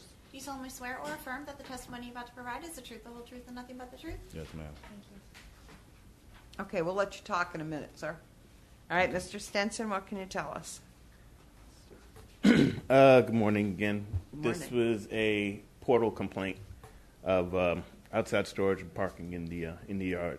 We have had a case here prior to this one. However, Mr. Summers has brought property into compliance pretty quickly, and here we are with the outside storage parking issue. Okay. All right, Mr. Summers. Morning. Good morning. A lot of those pictures is from when the guys, I guess, get off from work. He come home, Mhm. park the vehicle on the side of the Mhm. house. But I was telling them that the picture's gone. Like that one picture there. You see the big tree? Now they live there, but it's a tree there. They park in under the tree for the shade. Right. So, plus that's not my property. I was explaining to one of the guys that work here. You know, I only have 10 foot of property over there, all the way around the whole house. I have never met the property owner that owned that house, owned that lot, and I've been there since 2005. They've never been over there to clean, do nothing. So I've been pretty much maintaining it. And another thing, I do have pictures. I went as far as that one lot there to put a fence around it because I don't want Mr. Stenson riding by and seeing a car there and blaming on me because, like I said, I told him I have the picture here. I just did this. Oh. That's someone else's lot that I took the liberty of, you know, trying to fix it. Well, excuse me, if there's a car there, who does the car belong to? The person that lives in the house. Your house? Yes, sir. So you're responsible for where your people park? Okay. Yeah, Understood. that's the way it works. Okay. Okay. And what about the outside storage? Well, I have pictures of that too. I went around the whole house and took everything that wasn't grass or mulch. So everything is gone, and I told them nothing else. And I only can get around there every 15th of the month, so I can't get by there every day. But if something is out there from the 15th to the next time that I come, it will be removed because that's the only time I can get there. So that's the picture of the place now, right now as we speak. All right. Can I say another thing? Go ahead, say I one have more some thing. more pictures. I have neighbors too. I don't know if you are interested in that. Neighbors but I that don't what? want to be like I'm targeting. Oh, okay. So you're just you can talk to Mr. Stenson about that. Okay. Mr. Stenson, well, and I just want you to understand that you're responsible for the actions of your tenant in the long ma'am. run. So Yes, ma'am. whether or not you can get there the 15th of the month, you may have to go drive by more often than that to see what he's up to. Okay. Or what they're up to. All right, Mr. Stenson, what would you like to recommend? Mr. Summers, can I keep those pictures for the record? The ones that you have now, yes. Okay, Yeah, thank you. can. That's just going to be non-compliance that's cut off, and we're going to deal with this extended lot out in the Okay. corner. All right, great. Okay. Any other comments from the board? Chair will entertain a motion to find respondent in noncompliance in order the respondent to come into compliance by the next cutoff date, September 6, 2017, or be returned to the board for consideration of a fine of up to $1,000 per day. Is there such a motion? So moved. Mr. Harrington made the motion. A second? Second, Mr. Weatherholtz. All in favor say aye. Aye. Like sign opposed. Motion carries. Okay. Thank you. We're going to move on to case number 24, CEB 08-17-97, Brelinda Rose at 831 Pinewood Street. Person here? No. All right. Yes? She's coming. Okay. Here. Is there any other pictures? Yeah. Yeah, there are a couple more floating around. Are there pictures? Oh, they picked them up. Yeah. Okay. I'll be out there. Okay. Good, just, we'll be with you one second. Okay. Go ahead. Be Good sworn morning. in, please. Can you state your name for the record, please? Belinda Rose. Do you solemnly swear or affirm that the testimony you're about to provide is the truth, the whole truth, and nothing but the truth? Yes. Thank you. Okay, we'll let you speak in a minute. I'm going to hear from Mr. Stenson first.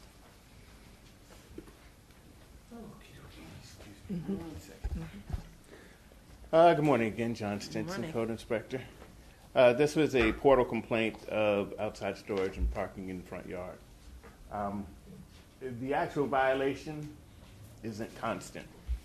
So, I mean, you might go through there, you might have it in this state 3 out of 5 times a week, but it is occurring. So, city's saying non-compliance next cut off. Okay. What would you like to tell us, Mr. Rose? You Do you know, live there? Yes. And you're the owner of the house? Yes. Okay. I also have a husband, and my daughter also have vehicles. I don't know this the first time for me. I'm a first-time homeowner. I don't really know what to abide by because when I bought the house in 2005, I was parking on the side, but I don't know the violations of the code of that. This the first time you're this not, happened to me. Well, you can talk to Mr. Stenson about where you're allowed to park and where you're not allowed to park. And see, I didn't know that till I got all these violations and stuff. Right. Well, we're not here to do anything other than to find you either you're doing it or you're not doing it, and Mr. Stenson can tell you how to come into compliance so that nothing more would come of this if you get Yes. into compliance. So.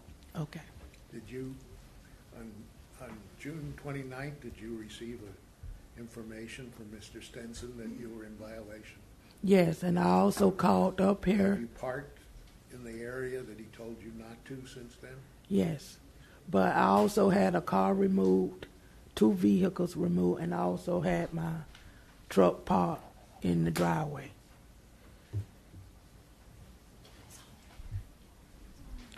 We had a Cadillac also, and the thing is been removed. It's gone. Okay, so Mr. Stenson, is the outside storage still an issue? No, ma'am. Okay. The storage issue has been resolved. Okay. It's the revolving parking issue now. Okay. And that's a problem I have with the parking because I have like 5 vehicles. Well, you may have to store some of them. I mean, I don't know what the answer to your problem is, but Mr. Stenson can help you with that. I called and spoke with him, and I told him I don't know where to park, and he said maybe in the backyard. Is that possible? Huh? No, we can't tell you where to park. Mr. Stenson, if you get with Mr. Stenson, he can help you out with this, okay? Okay. All right, so you just motion to non-compliance into compliance. Okay. Chair will entertain a motion to find respondent in non-compliance in order to respondent to come into compliance by the next cutoff date, 9/16/17, or be returned to the board for consideration of a fine of up to $1,000 per day. Is there such a motion? So Motion, Mrs. Himes. Do I have a second? Second, Mr. Weatherholtz. All in favor say aye. Aye. Like sign opposed. Motion carries. Okay, thank you. So you talk to Mr. Stenson. He's got to do another case here, but you talk to him. Okay, thank And you.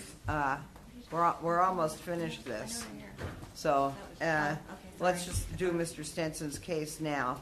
CEV 0817-98, Stephen Bostic. Is he here? Okay. 915 Rosewood. What can you tell us, Mr. Stenson? Good morning, John Stinson again. This is another portal complaint.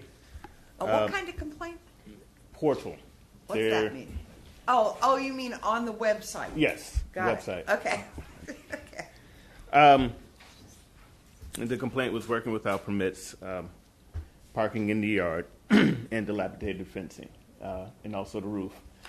The roof has been repaired. There was a small patch. The fencing has also been repaired. on both sides. The cars have been generally removed. There's still one remaining, and they still need to repair this soffit. So we are asking for noncompliance next cutoff, and the actual violation of working without permits is unfounded. The what? The portion that says work without permit, Yeah. that is now unfounded. Because So you're withdrawing that. So you're withdrawing that particular violation, yes. Okay, so the only thing left is the parking. That's correct. Okay. Any questions for Mr. Stenson? All right. The chair will entertain a motion to find respondent in noncompliance in order the respondent come into compliance by the next cutoff date, 9/6/17, or be returned to the board for consideration of a fine of up to $1,000 per day. Is there such a motion? So moved. Second. All right, motion Mrs. Howe, second Mrs. Himes. All in favor say aye. Like sign opposed. Motion carries. Okay, moving on here. Yeah, that's good. We'll do Mr. Reckenzone's case and then we'll do because we're almost finished. Right. Case number 26. CEB 08-17-99, Raj and Saraj. Santhamurthy at 719 Davis Street. Come forward. Good morning. Good morning. How are you? Good. Good. All right. Be sworn in. Can you state your name, please, sir? Raj Santamurthy. Do you solemnly swear or affirm that the testimony you're about to provide is the truth, the whole truth, and nothing but the truth? Yes, ma'am. Thank you. Okay, we'll let the code officer talk about this, and then you'll get a chance to respond.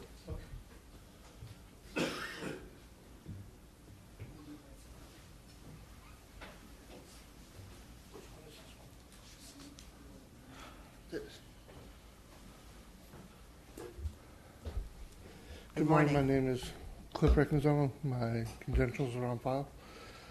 I believe that he has paperwork showing that he has sold the property. If that is true, that he's sold the property. That he has sold the property. If that is true, I will be closing the case and reopening a new case with the new property owners. Or do we, do we just add his name, the new owner's name? I don't. If they haven't been noticed, we should probably withdraw and recite.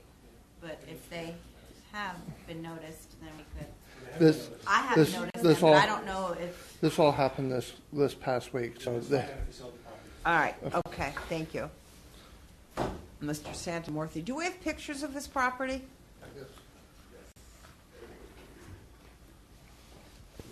You sell the property or not? I'm the owner. I have the deed, copy of the deed. You can have it.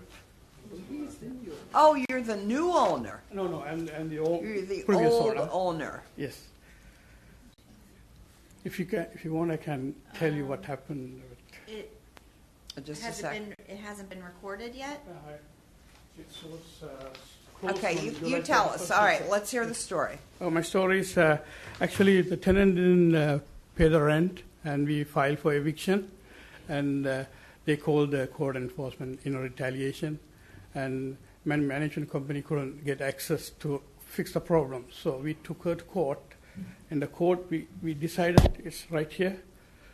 Tenant will pay after they pay the rent. We'll start the work a week later. It's right here. So because we couldn't get access to fix the problems, so we had to take her to court. And then you got access. But, no, we didn't get the access, but we sold the building in the meantime. It was sold. So the new owner is aware of it. I sent his notice to the new owner. So I'm confused. Yes. You do not own the property any longer? No, I don't own it.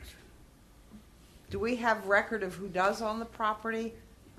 I'm checking to see if this deed that he gave me is recorded, because I don't have a book and page number on this.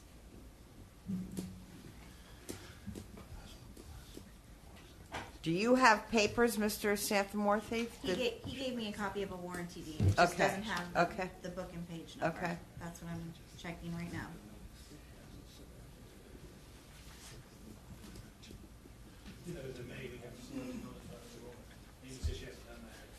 Okay. So, aware of these files? Yes, the new owner, I have sent the notices to the new owner. Did he know it This prior to was closing? recorded August 7th, 2017. August Yes, 7th? Yes, and only thing the new owner wanted is to evict the tenant for us, and he's going to completely renovate the building. What? We should probably withdraw. All right, so we're going to, well, Staff. is it up to staff to withdraw the case? It's Cliff. Okay. I think you need to announce that. Then we're going to withdraw the case. Okay, Cliff, sorry. No You want to problem. withdraw it, okay. All right, so we're going to withdraw Staff's withdrawn. So. staff is withdrawing the case. That's it. That's it, and it will be renoticed. If necessary, Okay. it'll be All right, recited and that's brought it. back. Okay, withdrawn. All right. The case number CEB 0817-100, Kenneth Bueno. 205 Freeman. Good morning. Good morning. State your name and address for the record, please. My name is Kenneth Bueno, 205 Fremont Avenue, Dayton Beach. You raise your right hand, please. Do you solemnly swear or affirm that the testimony you're about to provide is the truth, the whole truth, and nothing but the truth? I do. Thank you. Okay, Mr. Reckenzone, we'll let you speak in a minute, sir. Okay? Okay. Let Mr. Reckenzone speak first. Inspector Cliff Reckenzone. I've had no contact until right now with the property owner. He did try to pull a permit for a raised roof for the stuff that was done on top of the roof, the railing that was put up on top of the roof. But that permit was failed for improper information. There was no permit pulled for the structure on the southwest corner of the house, and there's still a lot of outside storage around the outside of the house. Okay, hold on a second. All right, so building new type of roof. So that permit was denied. Correct. And what's the structure? Where's the structure? Is there a picture of that? In that top right corner? Yes. There's an actual structure there that's covered in tarps. That's exterior to the building. If he built something and he had a failed permit, who is responsibility to tell him to tear that part down? Is that permits? Yes. Stop work order, right? If the permit does not, if the permit, the work shouldn't have been done. Right. Until the permit was filed and approved. Because the permit failed, he has to continue to work to do what he has to do to get the permit to pass. If he doesn't put the proper paperwork in, the permit's not going to pass. So as of right now, it has to be removed. And if he made contact with me, I would have explained that to him and told him that he had to either remove it or fix the stuff that had to be fixed to make the permit to pass. So this he was notified in May. It's now May, June, July, August. Right? Yes. Okay. All right. Let's hear from Mr. Bueno. What do you have to say, Mr. Bueno? Well, my house was burned down, was burned inside This during house? the hurricane. Do you live there? Yes. And the house But was one bedroom was not destroyed. So I live in that bedroom. There was a fire there? Yes, and I had $125,000 damage from the fire department, and I tried to I clean it up, and it's livable in one bedroom, and the bathroom and the kitchen. That's where I live now, because I tried to fix it because I only depend on my Social Security of $900.80, and now I just passed my probation on a new job, which I can see that I will have $300 saving to buy material to put back what I need to fix on my house, because in 2002 I spent $131,000 to renovate that house, and and when it burned last October during the hurricane, because we lost power, and I light up candle, and the candle got hit from the ceiling,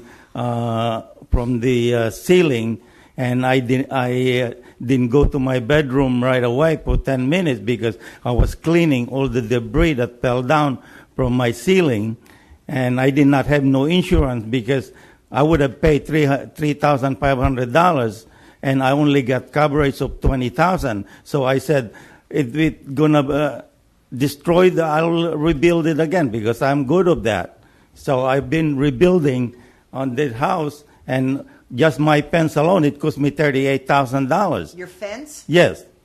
I did that myself, and because I'm very good on you know. Let me ask you a question. Did you went and got permits? Yes. I had a lot of permits in Do 2002. you have permits now? I did not, because I did not have money to pay for the permit, but tomorrow I get paid, so I'm ready to pay for the permit to rebuild, to put what I started to do in my roofing, because every time it rained heavy, I have a flat roof, and this house was built in 1920, and every year I put like a 20 gallon of black turf up there, and still, because I only have one downspout, so it's always a leak, and I replaced twice already on my ceiling, and because I needed a slope roof, so this is what I started to put a slope roof so it won't leak anymore, because I wanted to put a new roof, the one that they have a new one now. Flat roof that's leaking. Yes.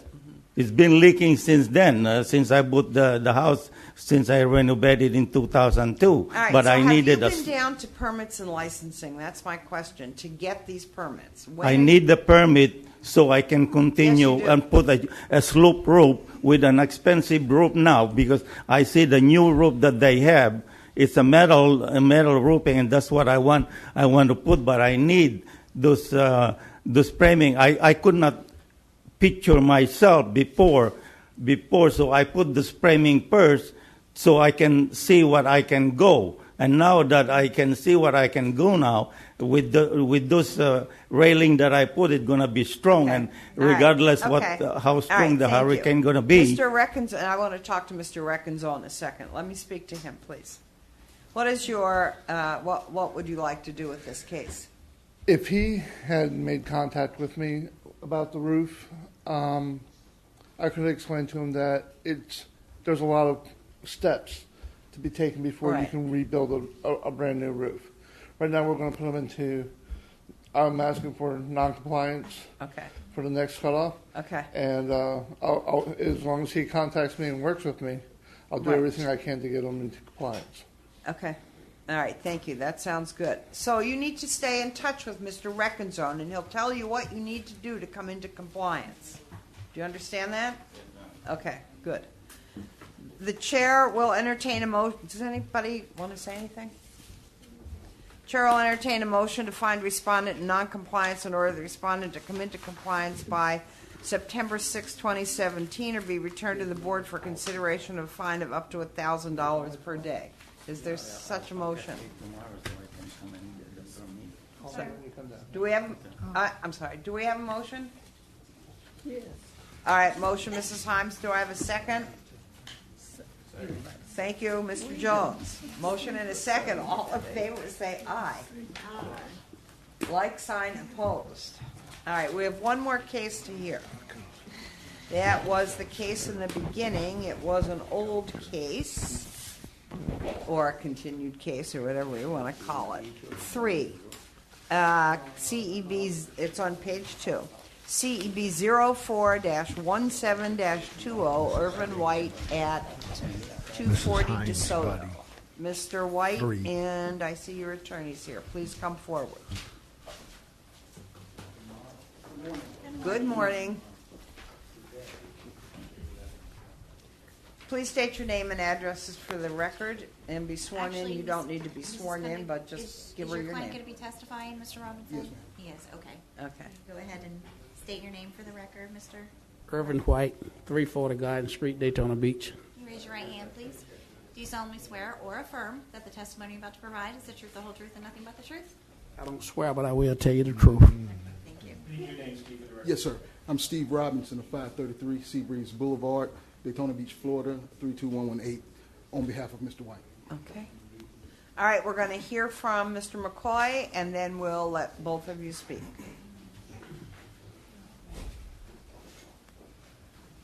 Good morning again. Jerome McCoy, Neighborhood Service Inspector. My conditions on file. This is a case that's been going on for a few months due to a progress report. Mr. White has applied for the permits. However, the permits are not going to be approved, and I want to refer to Mr. Fitzgerald, City Attorney. Okay. So currently, the property has it's been determined that it exceeds 65% of its assessed value as far as the fire damage. And we are working with the property owner on making sure that determination is correct. So they're in the process of meeting with the code board and The TRT? Technical, I think it's the TRT. with TRT. Is this property in a CRA? Yes. It is. Okay. Okay. So we're asking for more time just to get this issue corrected. What would be the correction? It's either over 65% or it isn't over 65%. Right, and that determination has been made, but like I said, they're working with them to make sure that the determination is correct. That it's over 65 or Right. under 65. Right, exactly. So the point is whether he needs a remodeling permit Or a complete permit. That's the issue. correct. Oh, okay. But he's allowed to rebuild there, correct? Yeah.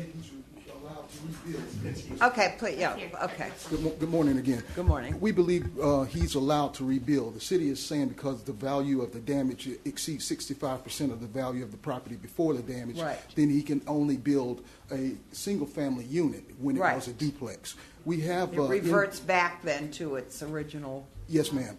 We have Yes. invoicing from the contractor. The contractor is BB Construction, the fourth LLC. They assessed the value of repairing the property at $14,516. The county assesses the property, the just value of the property, at $32,920. So based on that calculation, we believe we're well under the 65%. So Mr. White should have the opportunity to convert the property back to a duplex, what it was before the damage from the fire. Because, see, this was an issue that came up when gentlemen applied, that whether it's in, it's probably in a district that says single-family dwellings. Right. And it's a duplex, so if it's over 65%, he's going to have to convert back To a single family. Mhm. That's the issue, and I think that'll have to be determined by what the building official. Yes, they referred us to another entity of the city to provide our invoice, and I'm assuming that they will touch bases with this board and make whatever recommendations that they would like. Mr. Bryan, would you come forward? What would you like to say? We'll give you a chance to respond to everything. Okay, Charles Bryant, Midtown Redevelopment. Do you solemnly swear or affirm that the testimony you're about to provide is the truth, the whole truth, and nothing but the truth? I do. Thank you. This is a case at 240 DeSoto Street. I have a review here, a comment from Redevelopment Director, Mr. Reed Berger, and it says, and I have copies for the board if needed. This particular property is in the Midtown Redevelopment area. It's zone RDM 6, which means as of March of 2015, we changed the codes, and it does not allow for duplexes in that area. It is for single-family residence. And this was a duplex that, and it says in his statements, a fire has caused the structure to become unsafe and exceeds 65% of its assessed value before the damage. Section 8.3 EB of the LDC states damage greater than 65% of the structure cannot be rebuilt. It has to be, he can rebuild it as a single-family resident, but not as a duplex, because he would have some issues with parking. I don't think he could meet the setbacks as far as the requirements for parking in that particular area. But this is information that was obtained from the technical review team. And when was that determined? The information that I pulled was 8/3/2017. Oh, so it was just determined. In other words, no one knew this information before 8/3/2017. Is that correct? That's the date that Mr. Berger made the comments. The determination. But I think he did. I think Mr. White did comment to. I'm not sure, but I thought he did comment to the technical review team with the proposal. I know the drawings. He did submit the drawings through the Permits and License Department. So my understanding then is that the attorney is here to say that he is going to appeal this decision and try to find a reason why that is inaccurate. Is that what you're after? All right, please come forward. That is correct, sir.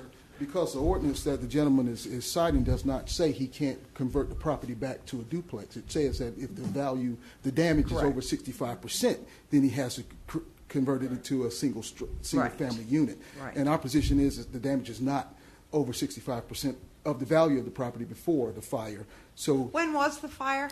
It was in 2016. 2016. Okay. Is there a process, Steve?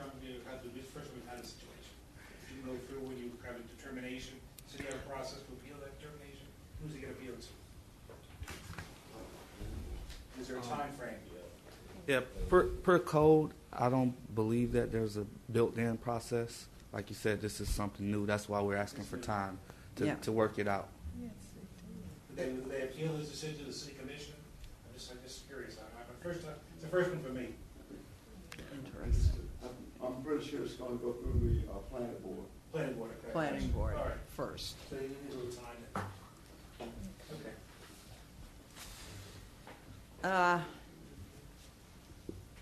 Because this was brought up when the owner applied for a permit and I asked about the zoning. Right. I remember that you did. Do you yeah.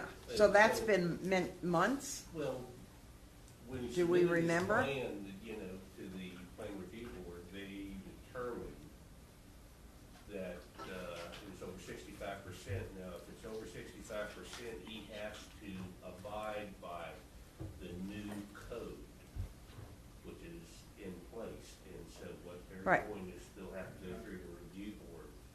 Okay. Yeah, and all right, so that planning and zoning that'll make the determination about the zoning. Well, assuming arguendo they're going to be going to when appealing this thing, what is the time frame for it? Is it a September meeting of the planning board or October meeting? How does that work? I'm not totally sure with that, so I can't give you an answer on the time. Well, have they in fact applied for this? Well, they just yeah, they just made this determination, so they just made the determination. Okay, that's where I'm kind of confused, because I know that that's what the letter. That's why I asked what the date was on the letter. But what I'm hearing from Mr. Weatherholtz is that when he first went down to get a permit, they told him that was the case. Is that what I'm hearing or not hearing? Yeah, with the applied, when he applied for it. And when was that? Did anybody tell me when? Well, is this information based on his testimony? It takes a while to get through the system. That's the thing. And so I guess what would be is to put it to the next cutoff date. Well, There's a determination now. So there's a clock runs on that determination. He has a right to appeal the determination. The question is how much time, they're saying goes to the planning board. I'm trying to find out when the next agenda cut off the planning board would be, or how that would work. We know to bring it back next month, and the planning board hasn't met yet. Yeah, it will go on the next planning board agenda. it will? Yes. Oh, which is at the end of the month. It's at the end of the month. Yeah. It's always like the fourth, Okay. or fourth Wednesday or something, or Thursday. And, Yeah. and at that time, you will present either a new assessor or your own assessor rather than what they've been using? Yes, sir. We'll have the contractor. We'll have the contractor's invoices to prepare Okay. the property, and he'll be available for questions from the panel. Okay. Okay. Well, the other reason for all these questions is we're tired of hearing all this. Right. I know you are. Yeah. And we want to. Yeah, it was, yeah, it's been a long time. Okay. All right. So what we're going to do is find, to amend the previous order? Okay. The chair will entertain a motion to amend the previous order of non-compliance and allow respondent until September 6, 2017 to come into compliance or be returned to a subsequent meeting for consideration of a fine of up to $1,000 per day until compliance is achieved. So, Madam Chairman, in case that planning board doesn't put them on the agenda, then we will Well, then we'll determine, review then it next again. time we'll have to Review it again. review it again. Is there any way we can expedite that process of getting on the planning That board? we don't know. That's not up to our board. Madam Chairwoman, is there any way that we could ask for a progress report for the September date? Coming back anyway. Well, they're coming back, and at that point, they will either have been before the planning board or not been before the planning board. Right. And since nothing can be done, actually, until we're getting that information, more information, I don't think we need a progress report. There's no progress, because you can't do anything yet. Their next appearance would be the progress Right, report. exactly. Mr. Brian, you want to say something? Yes, I just wanted them to know that they have to go through the process of the appeal. It's not just automatically going to be placed on the Right. on the planning board. So there's an appeal process. You have to go through the planning department to appeal the recommendation that's been placed. And at that, and after the appeal, let's say it's approved, does it have to go to the CRA again for No. approval? I think Okay, so you're out of it then. That can approve. It will be the final, Good. okay. Unless it has to go to the city commission. No, okay. Well, whatever, we'll find out next month. What's going on, all right.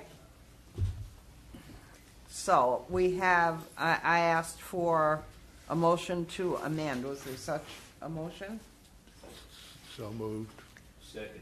Mr. Harrington, motion. Mr. Weatherholt's a second. All in favor say aye. Like, sign, and post. Thank you. That concludes our business. All right, thank you very much. Thank you. Good to see you, sir. That's it? Did good. All right. So we got finished at 11. Is there any further? I want to apologize to the board for being a little bit short with that woman, but we cannot hear those cases again. That's why. We can apologize for anybody. I mean, there's really a time we have to sort of stand up. One thing that I will say that I would have liked to have known in advance was this nice lady that had a problem with a lien for 2005. She mentioned that she occasionally worked for the city. Did she what? Worked for the city. Oh. And I think that's something we need to be very careful of. Somebody might bring all sorts of reasons for why are you treating that person better than you have in the past. So Okay. that's just I would like comment. Okay. Yeah. All right. I would like to say, Mrs. Himes? I wish we get on our continuous thing, because I've known cases to be reduced for people that said they couldn't get windows because of Matthew, and this was in April. So I'm just saying, Let's try not to discuss the case of the particular case, because you're not here. We'll do it general, fine. okay, Well, do it in what, My, Well, not a particular case. I just think it's time to end all of these 2005, 6, 7 things that are sitting around. Well, I think time that the to get- commission is looking at all the liens that the city has. And The that the staff city. is looking at them, the commission doesn't know until they. Yes, they do. There's an actual list out now. Oh, okay. And they are coming before the commission. Some of these houses or properties that have liens on them. And if they can foreclose on them, if it's advantageous for the city to foreclose on them, in other words, they're able to, they become a first place lien or whatever, Right. then the city's doing it. But there actually exists now, which never really existed before, a list of all the properties that have liens on them. You gotta understand, there are some cases that we cannot foreclose on, for Right. example, homestead property. They have a mortgage on the property. Right. They have a lot of liens on the property. Right. And that narrows the scope down, what we can go after. Did you want to say something? Yeah, that's the comment I wanted to make. I just wanted the board to be aware that because those liens are from 2005, we may not be able to foreclose on them. I For certain- understand. If it's a for certain homeowner's, reasons. right? If it's a homestead, It's we- homestead. I understand. It'll sit there on the books. And in this case, this might have I'm been questioning homestead. things that aren't under that category, that have just been sitting there like this. And I just don't think it, as a citizen, I don't think it's efficient government. And I have a problem with people not knowing what's going on with their properties. I mean, ultimately, if you go to court and you say, I'm sorry, I didn't know that was the law, it doesn't really help you much. No, ignorance is no excuse. Right, for the and law. that's what But that was, I mean, that's what it can be. So and the city spent time and money and effort with these lien cases, recording them, investigating them, and I didn't, there should be an amount that will cover those costs. Well, that's what I was thinking, that Yeah. our board, our code board would know this when they give us a certain amount to ask for. Well, Mr. Jones is Okay. impatient. all right, anything else? Meeting adjourned.